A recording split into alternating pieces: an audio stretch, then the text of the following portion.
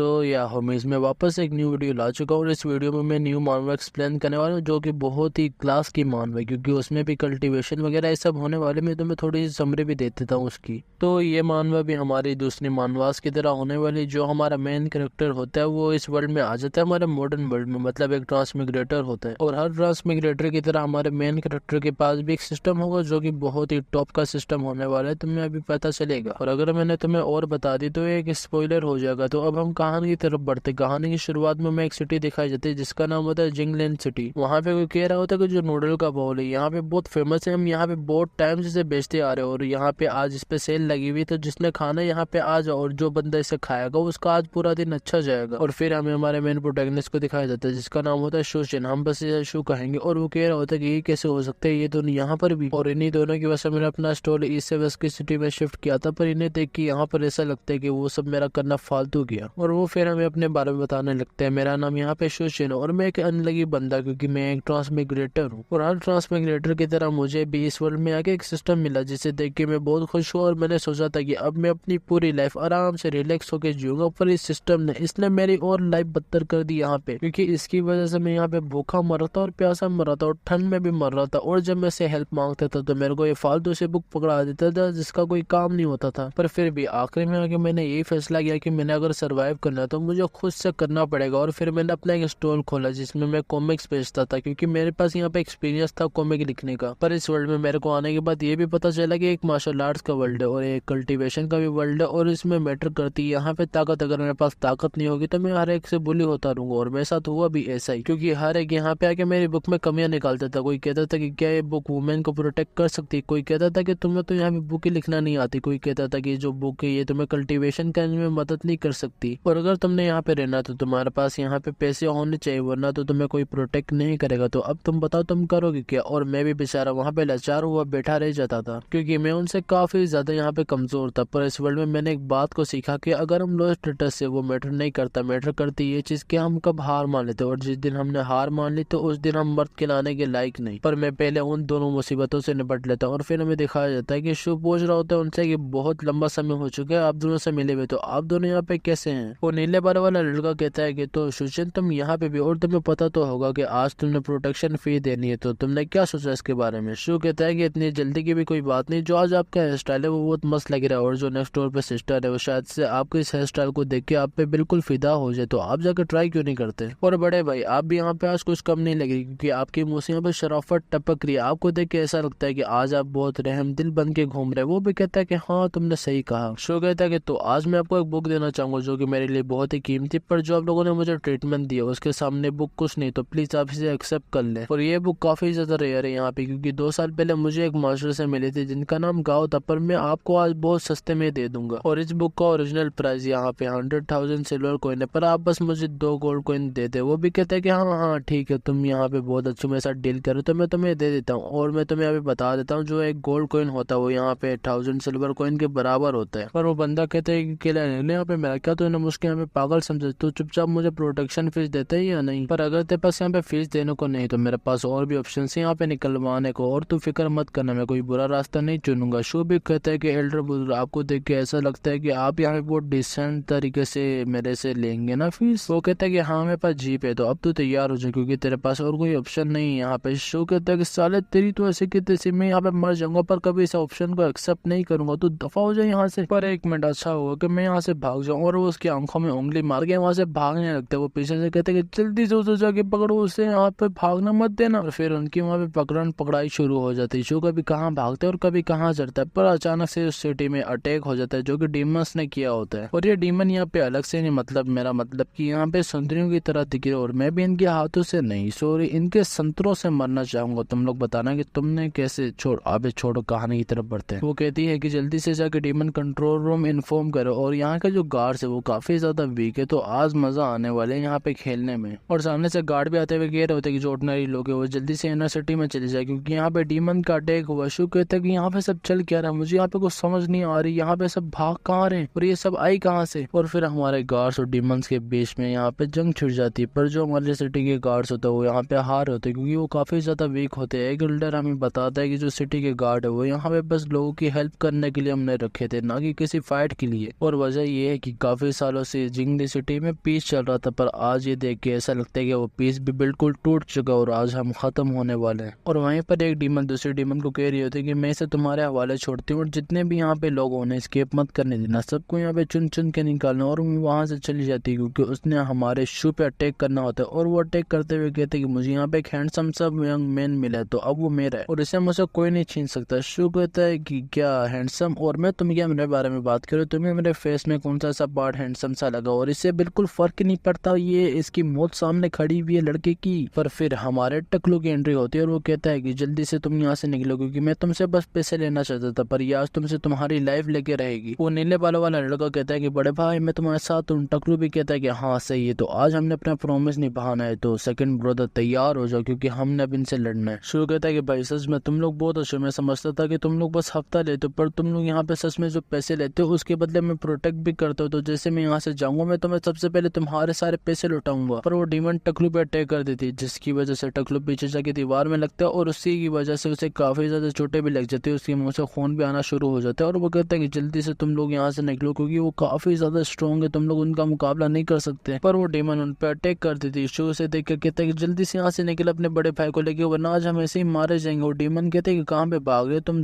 दोनों भी इसी टकले के साथ मरने वाले हो, तो अब तुम दोनों तैयार हो जाओ। वो नीले बाल वाला लड़का कहता है कि मैं अपने बड़े भाई को यहाँ पे छोड़ के नहीं जाऊंगा, बेशक मैं यहाँ पे मर जाऊँ, तो आज मैं तुमसे यहाँ पे फाइट करूंगा। पर शो वहाँ पे रेड उठाते जो कि वो उसकी आंखों में मार देता है और उसकी वजह से उस डीमन की आंखों में भी काफी ज्यादा जलन होने लग जाती है। और मौका देखते ही शो उन दोनों को उठाता है और वहाँ से भागने लगता है और कहता है कि क्या तो अपनी बुढ़ से यहाँ पे फाइट करेगा, जब हमारे पास यहाँ पे चांस है भागने का तो चुपचाप यहाँ से भाग, क्यों से तो यहाँ पे पंगे ले रहा है। पर वो नीले बाल वाला लड़का कहता है कि हाँ तो बात तो ठीक है, पर जो मेरा बड़ा भाई है उसका यहाँ पे टकला जरा जमीन से लग रहा है, तो प्लीज उसका ख्याल कर ले। शू कहता है कि अभी तेरे को उसके टकले की पड़ी, चुपचाप यहाँ पे बैठा रहे। पर पीछे से वो डीमन कहते हैं कि तुम लोग मुझसे तो भागने में कामयाब हो गए, पर अब इससे बच के दिखाओ। और वो अपना एक अटैक यूज करती है जो कि उसे जाके लगता है हमारे शू को। और शू कहता है कि मैंने कभी सोचा नहीं था कि मेरे साथ होगा, क्या मैं सब चाहता था, नहीं मैंने मरना नहीं आज यहाँ पे। वो डीमन उसके पास आते और कहते हैं कि तुम यहाँ भागने में तो बहुत अच्छे हो, पर तुमने क्या सोचा था कि तुम्हारी जो ट्रिक्स है फालतू की मैं पे काम करेंगे, कभी नहीं। और वैसे भी तुम्हारी मौत मेरे हाथों से पहले से ही लिखी गई। शू कहता है कि नहीं मैं इस बात से एग्री नहीं करता,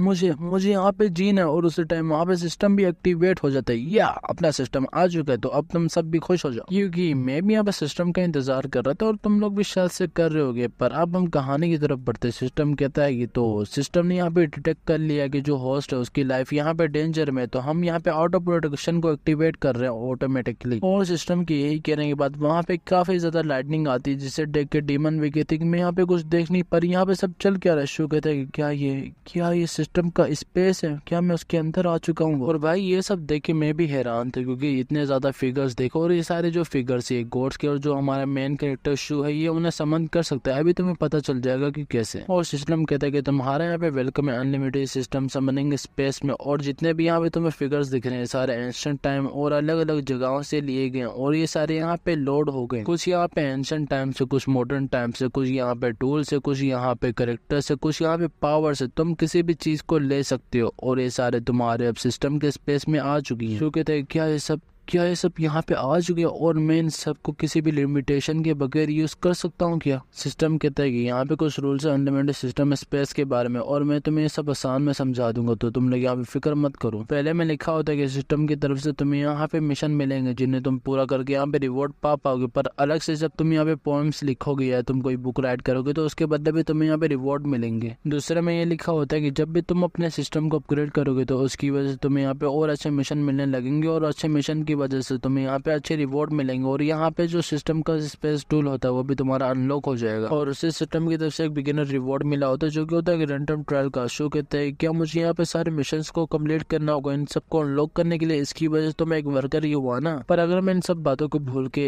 एक बात पे फोकस करूँ तो सिस्टम ने मुझे यहाँ पे एटलीस्ट एक बिगिनर रिवॉर्ड तो दिया ना, जिसकी वजह से मैं थोड़ा सा तो स्ट्रॉन्ग हो जाऊंगा और वो उसे एक्सेप्ट कर लेता है। सिस्टम भी कहता है कि कांग्रेचुलेशन, क्योंकि तुम्हें 40 मॉडल ट्रायल का टेक्निक मिली। तो सिस्टम सिस्टम तुम्हारे लिए उसे अभी एक्टिवेट करता है। शो कहता है कि अगर मैं तुम्हारी यहाँ पे एडवाइस को फॉलो कर दूं, जो पोएट्री सोड इमोर्टल टेक्निक है, वो यहाँ पे बस मेरी पोएम गाने से फाइट करेगी। और वो अपने टेक्निक को यूज करने लगता है, जिसकी वजह से वहाँ पे काफी ज्यादा हवाएं चलने लग जाती है। वो जो नीले वाला लड़का होता है वो कहता है कि यहाँ पे काफी ज्यादा स्ट्रॉन्ग वाइंड चल रही है, यहाँ पे हो क्या रहा है। वो जो डीमन होती है वो कहते हैं कि तुम्हारी ताकत इतनी ज्यादा कैसे बढ़ गई। सिस्टम कहता है कि होस्ट तुम्हारे पास बस 180 सेकंड है इस टेक्निक के लिए, तो जो करना है जल्दी करो। वो भी कहता है कि अगर तुमने यहाँ पे एक चीज को देखा नहीं, तो जो येलो रिवर का पानी वो सीधा हेवन से आता है यहाँ पर, और वो अपनी कोई टेक्निक यूज करता है जिसकी वजह से वहाँ पे काफी ज्यादा स्ट्रॉन्ग एनर्जी आती है। जो सिस्टम होता है वो भी कहते हैं कि होस्ट जो तुम्हारी ताकत है वो काफी बढ़ चुकी है। वो डीमन भी कहते हैं कि ये यहाँ पे हो क्या रहा है, इतना ज्यादा प्रेशर कैसे बढ़ चुका है यहाँ पे। वो एनर्जी सीधा सोड का शेप ले लेती है और एक दूर बंदा खड़ा होता है जो कह रहा होता है कि जिंगलिंग सिटी में चल के आ रहा है एक पावरफुल फोर्स जो कि आसमानों से सीधा जमीन पर आ रहा है, एक सेलेस्टियल फेनोमेनन है। और वहाँ पे एक डीमन चिल्लाते हुए कहती है कि जल्दी से ऊपर देखो। और जब दूसरे डीमन ऊपर देखती है तो वो कहती है कि ये क्या यहाँ पे, और इसकी वजह से यहाँ पे काफी ज्यादा हाई प्रेशर आ रहा है, उसकी वजह से हम यहाँ पे सांस भी नहीं ले पा रहे। और वहीं पर अपना टकलू भी उड़ जाता है और वो कहता है कि भाई तो यहाँ पे इतना शौक क्यों। वो कहता है कि बड़े भाई जरा ऊपर तो देखो कि यहाँ पे आ गया रहा है। और जब अपना टकलू ऊपर देखते तो वो कहता है कि भाई ये तो एक हेवनली रिट्रीब्यूशन है जो अपना नीले बालों वाला होता है। वो कहता है कि भाई ऐसा लगता है कि हमने हेवन में किसी को यहाँ पे नाराज कर दिया, इसलिए आज हमारे एल लग गए। और वहीं पर एक डीमन कहती है कि जल्दी से यहाँ से निकलो क्योंकि ये ब्लेड बस नीचे आने वाली। जो दूसरी डीमन होती है वो कहती है कि हम नहीं कर सकते, जब तक लीडर का ऑर्डर नहीं आएगा तब तक हम यहाँ से हिल भी नहीं सकते। पर वहीं पर उस लीडर का ऑर्डर भी आ जाता है और वो कहते हैं कि जल्दी से यहाँ से निकलो, क्या तुम लोगों ने यहाँ पे मरना है। एक डीमन भागते हुए कहती है कि लीडर आपने हमें ऑर्डर दिया था कि हमने हिलना भी नहीं आपके ऑर्डर के बगैर, तो हम उसे को फॉलो कर रहे थे। और वो ब्लेड भी जमीन पे आके लग जाती है जिसकी वजह से वहाँ पे काफी ज्यादा तबाही भी होती है और जितनी डीमंस होती है वो भी खत्म हो जाती है। दूर उनकी लीडर भी कहीं पे खड़ी होती है और उसके जो चेले होते हैं वो कह रहे होते हैं कि लीडर ये तो बहुत बुरा हुआ। वो कहते हैं कि हाँ तुम यहाँ पे मेरे को बताओ मत क्योंकि मैं भी यहाँ पे देख सकती हूँ। और ये होती है डीमन वेनगार्ड के आर्मी की फोर्थ डीमन किंग। और अभी भी वहाँ पे कोई डीमंस बची होती है जो भाग रही होती है। वो कह रही होती है कि हमने कभी सोचा भी नहीं था कि जिंगलिंग सिटी में कोई इतना पावरफुल बंदा भी होगा, जल्दी से यहाँ से जान बचा के निकलो जो भी अभी तक जिंदा हो। और दूर खड़ी उनकी लीडर भी कह रही होती है कि मैं उस हरामी बंदे को जरूर ढूंढूंगी और अपने सिस्टर का रिवेंज लूंगी, उसे खत्म यहाँ पे करके। और वहाँ पर अपने शो का भी काम खत्म हो जाता है और उसकी काफी ज्यादा हालत बुरी होती है। और वो कहता है कि जो मेरे को सिस्टम की तरफ से ट्रायल कार्ड मिला था वो काफी ज्यादा स्ट्रॉन्ग था, उसकी वजह से जो मेरी बॉडी मेरे को बिल्कुल खाली खाली लग रही है, ऐसा लगता है कि अब मैं बचने वाला नहीं हूँ यहाँ पे। और वो धड़ाम करके नीचे गिर जाते हैं। जो अपना टकलो होता है वो कहता है कि भाई ओ सॉरी बड़े भाई आप क्या ठीक तो हो। जो अपना नीलो बालों वाला लड़का होता है वो कहता है जल्दी से बड़े भाई को यहाँ पे लेके जाओ ट्रीटमेंट के लिए। और फिर हमें इंपेरियल कैपिटल नॉर्थन शुआन सिटी दिखाई जाती है जहाँ पे एक बड़ा सा पैलेस होता है और पैलेस के अंदर काफी ज्यादा लोग कह रहे होते हैं कि यहाँ पे सब चल क्या रहा है, जो हॉल है इतना हिल क्यों रहा है। पर वहाँ पे एक किंग बैठा होता है जो कहता है सब चुप हो जाओ। और तुम मुझे बताओ कि जो डीमन कंट्रोल आर्मी का चीफ है उसने क्या जिंगलिंग सिटी के साथ कोई वॉर का एग्रीमेंट साइन किया है। और वहाँ पर एक बंदा आया होता है जो कह रहा होता है कि मेरे आका जो जिंगलिंग सिटी है वो यहाँ पे हिंटरलैंड में, और जो हिंटरलैंड है वो शुआन किंगडम के अंदर आता है, तो यहाँ पे कोई पॉसिबिलिटी नहीं वॉर की। वो किंग कहता है क्या तुम कहना चाहते हो कि मैं यहाँ पे गलत हूँ। वो कहता है कि नहीं मेरी इतनी हिम्मत भी कैसे कि मैं आपको ये कह सकूं। पर वहीं हॉल में एक लंबी मुछ वाला बंदा होता है जो कहता है कि मेरे आका मैंने साउथ में एक सेलेस्टियल फेनोमेनन देखा था जिसके अंदर से काफी स्ट्रॉन्ग शॉक वेव निकल रही है और उन्हें देख के ऐसा लगता है कि वो कोई इमोर्टल का रिकार्नेशन है और ये फॉर्चून का भी साइन हो सकता है यहाँ शुआन किंगडम के लिए। वो जो सामने बंदा होता है वो कहता है क्या रिकार्नेशन, ये कैसे पॉसिबल है। वो जो किंग होता है वो कहता है कि क्या तुम यहाँ पे कहना चाह रहे हो कि कोई यहाँ पे वापस से रिबोर्न होके आया, और अगर तुम्हारी बात ये सच हुई तो तुम्हें इसके बदले इनाम भी मिलेगा। और सब जल्दी से जाओ पोर्टल डिवीजन के थ्रू जिंगलिंग सिटी में और उस बंदे को अरेस्ट करके लाओ जो रिकार्नेटर है। पर अगर वो यहाँ पे ना आए तो तुम उसे किसी भी मर्सी के बगैर खत्म कर देना वहाँ। और फिर हमें एक जगह दिखाई देती है जहाँ पे कोई कह रहा होता है कि मैं इसे छोड़ूंगा नहीं, मैं इसकी बुंड में बम लगा के इसे फाड़ दूंगा। पर कोई कह रहा होता है कि नहीं ये हमारा मास्टर है, तुम इसके साथ ऐसा नहीं कर सकते। और बहुत लोग वहाँ पे कुछ बातें कर रहे होते हैं शुआन के बारे में कर रहे होते, कोई उनकी तारीफ कर रहा होता है, कोई उसकी यहाँ पे बेइज्जती कर रहा होता है। और अंदर शुआन की भी आंखें खुल जाती है और उड़ते ही कहता है कि मैं यहाँ पे हूँ कहाँ, ये जो सीलिंग है तो ग्रैंड दायोस के पास सिस्टम उसे नोटिफिकेशन देता है और कहता है कि होस्ट यहाँ पे आप मेयर निंग्स के गेस्ट हाउस में, और जितने भी आपके साथ वहाँ पे घायल बनते थे मेयर ने सबको ट्रीटमेंट के लिए भेज दिया। और ये सुनकर शुआन कहता है कि भाई मेयर तो कितना अच्छा बंदा, मैं यहाँ से निकलने से पहले मेयर का जरूर शुक्रिया अदा करूंगा। और वैसे भी एंड में मुझे यहाँ पे ग्रेटफुल जेंटल लाइफ मिलने वाली है क्योंकि मेरे पास यहाँ पे काफी ज्यादा ब्यूटीज आने वाली है और एंड में मैं इसाकाई लाइफ भी जीने वाला हूँ क्योंकि जो सिस्टम का स्टोरेज बॉक्स है उसके अंदर से मुझे आराम से वाइफो मिल जाएगी। नॉइस नॉइस नॉइस ये सब मेरे लिए नेचुरल होने वाला है, तो अब मुझे घबराने की यहाँ पे कोई जरूरत नहीं। और आज से मेरे को अब अपने रास्ते पे पूरा कंट्रोल है कि मैंने किस पाथ पे चलना और किस पाथ पे नहीं। पर सिस्टम नोटिफिकेशन देता है और कहता है कि वार्निंग होस्ट यहाँ पे आप वांटेड हो चुके हैं। और अगर आपको किसी ने यहाँ पे कैप्चर कर लिया तो आपको सीधे भी शुआन सिटी भेजा जाएगा जहाँ पे आपको पहले हेवीली टॉर्चर किया जाएगा और उसके बाद आपको खत्म किया जाएगा। और ये सुनकर शुआन कहता है कि हाँ मेरी बुन को वो कर ले कैप्चर। मैंने यहाँ पे ऐसा किया क्या है कि वो मेरे को आके यहाँ पे कैप्चर करेंगे और मुझे यहाँ पे खत्म करना चाहते हैं भाई। और तू साले भाई तू भी गद्दार है, तूने भी मुझे यहाँ पे धोखा देके इन सब चीजों में फंसा दिया। और वो उसे तोड़ने लगता है, पर सिस्टम कहता है कि होस्ट अच्छा होगा कि आप मुझे यहाँ पे तोड़े ना, वरना आपके लिए बाद में बहुत बड़ा मसला खड़ा हो सकता है मेरे बगैर। और ये सुनकर शू से जोड़ देता है और कहते हैं कि हाँ हाँ सॉरी मेरे दोस्त, प्लीज मुझे यहाँ पे माफ कर देना, क्योंकि मैं थोड़ा सा यहाँ पे गुस्से में हो गया था, पर प्लीज तो मुझे बता कि मैंने आगे यहाँ पे करना क्या है। और ये सुनकर सिस्टम भी वहाँ पे कैलकुलेशन करता है और उसे वहाँ पे 3 रास्ते मिलते। पहला रास्ता ये होता है कि तुम यहाँ से सीधा भाग जाओ नंगी पाँव और इस सिटी से दूर चले जाओ और एक नॉर्मल लाइफ जियो और तुम्हारे यहाँ पे सक्सेस के रेट है 5%। दूसरा, तुम यहाँ पे अपनी जान को दाव पे रख के सीधा बीशॉन सिटी चले जाओ और वहाँ पे जाके अपनी एबिलिटीज यूज करके जो वहाँ का एम्परर होगा उसे हरा दो और इसके सक्सेस के रेट होंगे 0.1%। और तीसरा, तुम यहाँ पे मिसनिंग की मदद से अपने वांटेड स्टेटस को खत्म करा दो और इसके सक्सेस के रेट हो सकते हैं 50%। और तुम्हें यहाँ पे ये परमानेंटली इक्विपमेंट भी मिलेगी और उसके साथ तुम्हें ट्रायल कार्ड भी मिलेगा। शो कहता है कि तुम यहाँ पे साफ साफ देख सकते हो जो तीसरा ऑप्शन है वो मेरे लिए यहाँ पे सबसे सही और सबसे बेहतर है, पर 1 मिनट में जो अपना पूरा नसीब है वो एक सिस्टम के हवाले कैसे कर सकता हूँ। और मिसनिंग, उनके बारे में मैंने सुना था वो काफी ज्यादा यहाँ पे मिस्टीरियस और वो काफी ज्यादा स्ट्रॉन्ग भी अपनी कल्टीवेशन में, और वो यहाँ पे S क्लास सुपर रैंक में आती है सारे यंग कल्टीवेटर्स के बीच में जितने भी इस वर्ल्ड में हैं अभी। और जो मैंने रूमर सुने उनमें तो मुझे ये पता चला है कि वो काफी ज्यादा गुस्से में रहती है और वो यहाँ पे किसी से ज्यादा बात भी नहीं करती। और जो उनका निक नेम है वो है फ्लावर ऑफ द पीक। और जो उनका नाम है वो सुनने के बाद मुझे पता नहीं अजीब सा फील क्यों होता है, क्योंकि जो इनका नाम है वो इनकी पर्सनैलिटी से बिल्कुल मैच नहीं करता। पर फिर भी छोड़ो, सबसे पहले हम जाके मेयर को थैंक्स करते हैं कि उन्होंने आज हमें बचाया। और इसी के साथ साथ मुझे यहाँ पे चांस भी मिल जाएगा मिस निंग को देखने का उन सारी ऑडियंस के बीच में। तो चलो यहाँ से निकलते और फिर हमें बाहर का सीन दिखा देते जहाँ पे काफी ज्यादा लोग आए होते और वो कह रहे होते कि तुम यहाँ पे वेट कर सकते हो क्या। दूसरा बंदा कहता है कि हाँ मैं यहाँ पे रुका हूँ काफी देर से क्योंकि मैंने यहाँ पे मिस निंग को देखना। वो भी कहते हैं कि अच्छा ये बात है। और वहीं पर टकलू भी होता है और अपने नीले बालों वाला लड़का भी होता है और शो भी वहाँ पे आ जाता है। और वो दिल में कहता है कि यहाँ पे इतनी ज्यादा लोग क्यों, क्या यहाँ पे आज कोई स्पेशल डे। और वो दोनों भी उसकी तरफ भागते हुए आ रहे होते और कह रहे होते कि बड़े भाई तुम फाइनली उठ चुके हो और क्या तुम यहाँ पे सिलेक्शन का पार्ट बनने आए हो। वो कहता है कि नहीं, पर तुमने अपने बाल यहाँ पे डाई क्यों करवा रही है। पर वो उसके पास आके कहते हैं कि इस बात को छोड़ो बड़े भाई, यहाँ पे जो सिलेक्शन इवेंट चल रहा है ना वो यहाँ पे 2 दिन बाद चलेगा, पर जो मेयर है उन्होंने यहाँ पे सबको गिफ्ट देने का सोचा जो भी यहाँ पे पार्टिसिपेट करेंगे इसके अंदर। और जो भी यहाँ पे आज सेलेक्ट होंगे उन्हें रिवॉर्ड के तौर पर 100 गोल्ड के बेसिस मिलेंगे। और इसी की वजह से यहाँ पे काफी ज्यादा लोग पार्टिसिपेट करने आए हुए। और जो बड़े भाई इन्होंने भी इसी वजह से यहाँ पे आज सादे कपड़े पहने। पर अपना टकलू कहता है कि आज मिस निंग के भी आने के चांसेस है क्योंकि वो यहाँ पे अटेंडेंस लगाने आएंगी शायद से। और इसी की वजह से यहाँ पे काफी ज्यादा लोग उनकी एक झलक देखने के लिए बेताब खड़े में। और ये सुनने के बाद शुरू कहते हैं कि ऐसा लगता है कि सब कुछ पहले से मेरे लिए यहाँ सेट होके रखा हुआ है, तो जो मेरा मिशन है वो आसानी से यहाँ पे कंप्लीट हो जाएगा। और वहाँ पर एक कोई दरवाजा खोलते जिसे देख के सब लोग कहते हैं कि यहाँ पे स्टार्ट हो चुका है वो और अंदर से कोई निकल के आने वाला है। और ये सुन के सब लोग वहाँ पे कहने लग जाते हैं कि फाइनली मिस निंग यहाँ पे आ चुकी है, मैं कब से उनको यहाँ पे इंतजार कर रहा था और फाइनली अब मैं उन्हें देख पाऊंगा। और अंदर से भी मिस निंग निकल के आ जाती है। और मैं ये देख के जरा कहना चाहता हूँ कि काश मैं भी सिलेक्शन इवेंट में होता। और मिस निंग कहते हैं कि सबका शुक्रिया जिन्होंने भी आज यहाँ पे सिलेक्शन इवेंट में पार्टिसिपेट किया। और मेरा नाम है मॉर्निंग और मैं आज के सिलेक्शन इवेंट की होस्ट हूँ। तो चलो अब हम इस चीज को स्टार्ट करते हैं, पर 1 मिनट स्टार्ट करने से पहले मैं यहाँ पे जानना चाहती हूँ कि किस किस के पास स्कॉलर की डिग्री है। और ये सुन के वहाँ पे काफी ज्यादा लोग अपना हाथ खड़ा कर देते हैं और कहते हैं कि मेरे पास यहाँ पे स्कॉलर की डिग्री है और मेरे पास भी और मेरे पास भी। और ये सुन के मिस निंग कहती है सही, जिन जिन के पास ये डिग्री है वो यहाँ पे पार्टिसिपेट कर सकते हैं और सारे यहाँ पे जाके घर में आराम करो, जिन जिन के पास यहाँ पे स्कॉलर की डिग्री नहीं हो। और ये सुनकर शुरू कहते हैं क्या ये जो स्कॉलर की डिग्री थी वो इस वर्ल्ड में बिल्कुल फालतू नहीं थी, तो वो सिलेक्शन इवेंट का क्राइटेरिया क्यों है और मैं इस अपॉर्चुनिटी को अपने हाथ से ऐसे ही नहीं जाने दे सकता। और वो वहाँ पे हाथ खड़ा करता है और वो कहता है कि मिसमो प्लीज यहाँ पे आप रोको, जो आपने यहाँ पे बात की है वो बिल्कुल अनफेयर है। और सॉरी क्योंकि जो सामने सुंदरी खड़ी हुई है उनका नाम मिसमो है ना कि मिस निंग, तो अब से हम इन्हें मिसमो कहेंगे। जो अपना शो होता है वो कहता है कि मिसमो अगर आप यहाँ पे कोई स्कॉलर डिग्री वाले बंदे को ढूंढ रहे हो तो मेरे पास ऐसा कुछ नहीं है, पर अगर आप ऐसे बंदे की तलाश में जिसके पास यहाँ पे टैलेंट हो, एक्सपीरियंस हो और नॉलेज हो तो प्लीज आप मुझे यहाँ पे बस एक चांस देना। और वो दिल में कहता है कि मैंने यहाँ पे 9 साल पढ़ाई की और मेरे को काफी ज्यादा पोएट्री सी याद है, अपनी पुरानी वाली भी और नई वाली भी, क्योंकि मैंने यहाँ पे भी आके लिखी थी और अपनी पिछली लाइफ में भी काफी ज्यादा लिखी थी जो कि मुझे याद है अभी भी। पर जो उसके पीछे बंदे खड़े होते वो कह रहे होते कि अच्छे वही शूशंग जो कि बुके बेचता था ये यहाँ पे आके करेगा क्या। जो दूसरा बंदा होता वो कहता है कि छोड़ो यार, इसने शायद से किसी के पैसे देने होंगे इसलिए यहाँ पे सिलेक्शन इवेंट में पार्टिसिपेट करने आया होगा, ट्राई करने दो बेचारे को। शूशंग धीरे दिल में कहता है कि अच्छा यही वो दोनों लोग जो कि इस सिटी से मेरे पास आए थे, मुझे याद है कि इन लोगों ने वहाँ पे आके मुझे बहुत तंग किया था और शायद से इनके पास स्कॉलर डिग्री हो तो मेरे लो चांसेस हो सकते हैं अब यहाँ पे सेलेक्ट होने के। पर जो अपने टकलू नीले बालों वाला होता है वो कहता है कि तुम तुम हमारे बड़े भाई से इतनी एरोगेंट तरीके से बात कैसे कर सकते हो? कि आज तुमने यहाँ पे हमसे पिटना है? और क्या तुम इस मंथ हमें डबल फीस देने वाले हो प्रोटेक्शन की? अगर नहीं तो तुम चुपचाप यहाँ पे चुप हो जाओ। और वो उनकी तरफ बढ़ने लगते हैं और वो सीधा जाके उन पे हल्ला बोल देते हैं और उनकी वहाँ पे फाइट स्टार्ट हो जाती है। और जितनी यहाँ पे इन्होंने फाइट में गालियां दी वो मैं यहाँ पे नहीं कह सकता, वरना तो मेरे एल लग जाएंगे यहाँ पे। मिस मो पीछे से कहती है कि प्लीज तुम यहाँ पे रुक जाओ, पर अगर तुम्हें लगता है कि अनफेयर है तो मैं तुम तीनों के बीच में यहाँ पे एक कॉम्पिटिशन रखती हूँ कि कौन सबसे अच्छी यहाँ पे पोएम लिखेगा और जिसने लिखी वो सिलेक्ट हो जाएगा। और ये सुनकर वो तीनों कहते हैं कि हाँ हाँ ठीक है। पर वहाँ पे जो मोटू होता है वो वापस से उसे तंग करने लग जाता है और कहता है कि अगर तुम्हारे पास है प्रोटेक्शन है तो तुम ये मत सोचना कि तुम हमें हरा सकते हो। और जो मैं और ये है, मतलब जो ये मोटा है और मैं हूँ, वो यहाँ पे बुक स्टोर के सबसे अच्छे पोएट राइटर थे। तुम सोचना भी मत कि तुम हमें इसमें भी हरा दोगे। और अच्छा होगा कि तुम यहाँ पे पहले ही कदम पीछे हटा लो। जो अपना शो होता है वो कहता है कि क्या तुम ऐसे बात करो, मुझे तो पहले भौंकने की आवाजें आ रही थी कुत्ते की। और ये देखे मिस मो कहते हैं कि जो स्कॉलर से ये बिल्कुल मेरे को पागल लग रहे, तो मुझे जल्दी से सिलेक्शन पोएट्री इवेंट स्टार्ट कर देना चाहिए, वरना यहाँ पे फाइट करते करते ही पहले ही मर जाएंगे। और इसी के बाद जो अपना चैप्टर होता है वो भी यहाँ पे खत्म हो जाता है। और अगर तुम्हें वीडियो पसंद आई तो तुम लोग जाके वीडियो को लाइक एंड सब्सक्राइब जरूर करना और शेयर भी करना यार इस वीडियो को इस बार। और मैं इसके दूसरे पार्ट का ये टारगेट रखता हूँ कि अगर तुम लोगों ने इस वीडियो पे कम से कम 1000 लाइक कर दिए और 100 कमेंट्स कर दिए तो मैं इसका अगला पार्ट ले आऊंगा। या अगर इस पे 500 लाइक भी हो गए तो वो भी बहुत है, इसका दूसरा पार्ट फिर भी मैं ले आऊंगा। और मैंने तुम्हें डिस्क्रिप्शन में टेलीग्राम और इंस्टाग्राम की लिंक दी होगी, उन्हें भी जाके ज्वाइन और फॉलो कर लेना।